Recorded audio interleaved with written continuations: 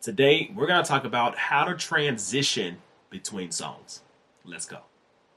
What's going on, fam? My name is Michael, and I help worship leaders specifically from small to medium sized churches grow spiritually and practically so that they can lead worship more effectively. And today, we're going to talk about how to transition between songs. This is a mystery.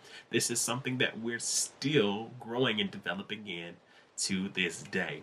And before we get started, I want to give you something. It's called my Confident Worship Leader Guide. This guide has tips in it to help you lead worship with boldness, help you lead worship with strength, and help you push past fear. You can get it right now at my website, michaeleagle.com/confident worship. I want you to get that so that you can grow in confidence. And you know the deal. If you haven't done so already, I want you to hit that subscribe button. There are so many of you that are getting training and teaching and impartation from these videos, but you're not a part of the family. Go ahead and hit that subscribe button and become a part of our worship leader family. All right, let's jump into our topic. And our topic is how to transition between songs. This is probably the most awkward time of our worship leading. You know, it's great when we're jamming and we're really pressing into a song, and then now it's time for that song to end, and we have no clue on how we can get to that next song without some awkwardness. All right, so I'm going to give you 3 tips that I believe is going to help you to transition more smoothly. All right, number one is to plan ahead. It's really easy to just set your songs up and say these are the songs you're doing, but not talk through how we're transitioning between each one.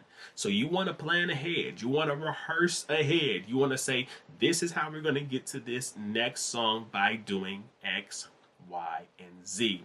Don't just pick songs and get up there and say we'll figure it out when we get there. That is going to totally blow up in your face. You want to plan, you want to talk through, you even want to run through the different ways that you can do it. Here is practical ways that you can actually transition. One is through a musical transition. I have a friend of mine, she's an amazing worship leader. What she does is she does all of her songs in the same key. That way, when she transitions to the next song, it's not a full-on break. All you really have to do is change up the chord progression that your band is playing. But since it's still in the same key, it doesn't sound like we've changed. It really doesn't sound like we've made a massive transformation or a massive transition. So if you can do that, that is a great way of keeping songs in the same key. Now, if you're like me, I'm a little bit more rough. I don't like to keep things in the same key. I'm a little bit more spontaneous with it. So what I'm going to say do is have your team practice musical transitions.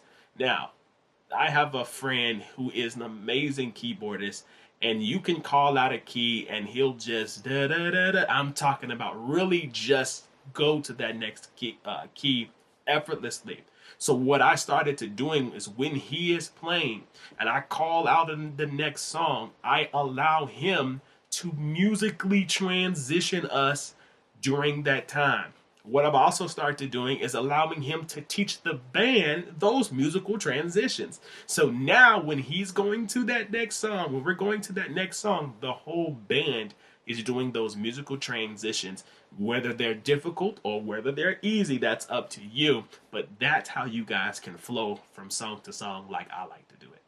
And the very last thing that I'm going to tell you, if let's say Mike, my band is not as advanced. Well, we can always transition songs with a pause. The problem is we don't want a long pause.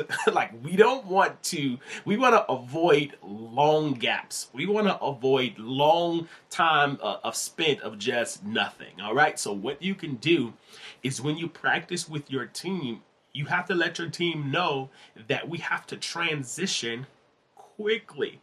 So here's an example. Let's say we're coming out of How Great Is Our God, And we want to go into Lord You Are Good by Israel Houghton. So we're coming out of How Great Is Our God, and we're finishing. And right then, when we are finishing, we speak to the congregation and we say, if you can, clap your hands and give God praise, or shout to God with a voice of triumph, or lift up your voice in adoration to God. And while you, as the worship leader, is giving that command, your team needs to know that when that command is going forward, they are ending and starting the next song. So what I would normally do is right at the end, bye, bye, bye. Come on, put your hands together and give God some praise. Now the congregation is doing this, and they're not noticing that your team has took a small pause and started the next song. As long as you practice this with your team, they'll become quicker. They'll become a little bit more advanced in how they can get from that pause to the next song. And again, we want to avoid long gaps, because long gaps will kill your worship set.